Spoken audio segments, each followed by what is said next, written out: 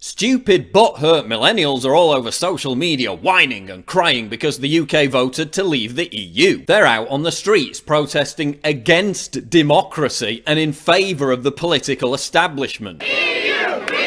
We haven't witnessed this kind of outpouring of love for an undemocratic superstate since the Hitler Youth. I feel like we're watching the stirrings of fascism in Europe again.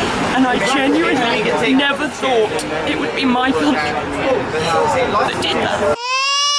Right, so he voted against being ruled by a centralised authoritarian superstate dominated by Germany, and somehow you think that that makes us fascist. Nine, nine, nine, nine, nine, nine, nine. The media had the temerity to claim that Vote Leave supporters were, quote, low information. Yet here's a video of a 22-year-old woman crying over Brexit because she thinks it will lead to the immediate closure of Nando's restaurant. You're 22 and you're crying because Nando's might close. This is not a spoof. She actually thinks that the UK leaving the EU will force a South African originated food chain to close its doors. Why can I even move traffic? Look at these utter morons. They don't know the names of any EU commissioners. They don't even know what the EU does. This idiot thinks that the best thing about the EU is the NHS. The British National Health Service. If you were to list your three favourite things about the EU, Holly, what would they be? They would be, well,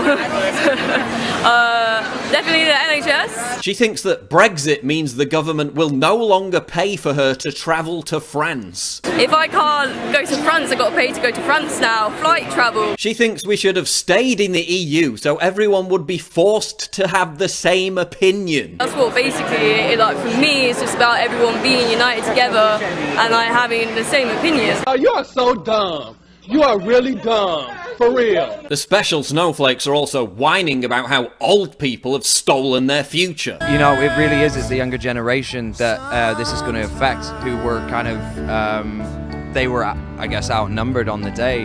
And by a bunch of backwards thinking old people. Only 36% of them even bothered to vote. 64% of 18 to 24-year-olds couldn't be arsed. Hey millennials, virtue signalling and whinging on Facebook isn't the same as voting. Signing fraudulent online petitions isn't the same as voting. Calling anyone who voted Leave a racist to get social media brownie points isn't the same as voting. You lost. Get over it. No amount of dumb protest placards or demands for a second referendum is going to change that. Go back to your London swank pads paid for by your rich parents and smoke some more weed. Stop complaining about working class people having no voice, then castigating those same people as backward and bigoted when they express a different opinion to you. Stop denouncing old people like you know more than them. Just wish that our parents and our grandparents would have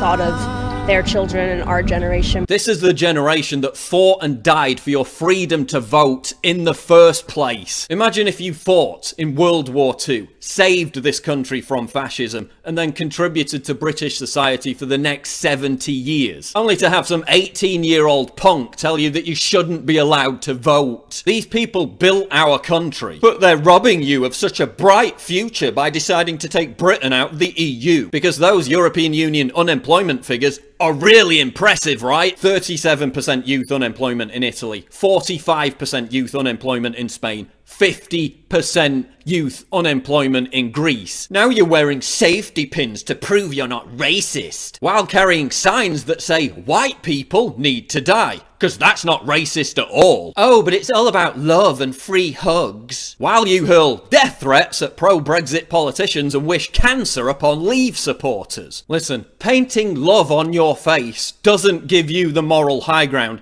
In fact, it's this very kind of anti-intellectualism that leads to the rise of fascism. And isn't it ironic that so-called anarchists are protesting in favour of the status quo, in favour of the political establishment, on the same side as big banks, on the same side as big business, on the same side as billionaire insider trader George Soros, on the same side as Goldman Sachs CEO Peter Sutherland. Sorry, but at what point did you guys stop being anti-globalization? But seriously, What do you expect from Generation Snowflake? Self-entitled, spoiled, immature, me brats who are so buried in their cell phones and social media virtue signalling ghettos they can't even comprehend the notion of someone having a different opinion to them. They preach love and tolerance all day, while being completely intolerant of anyone who questions their screeching dogma. They think they're fighting the system, while actually doing the bidding of the political class. Listen up, butthurt millennials. Get off Facebook, get off Twitter, go outside, have a breath of fresh air, and stop being used as pawns for the subversion of British democracy. And I actually immediately felt sick. Cheers, man. That's good stuff. Cheers.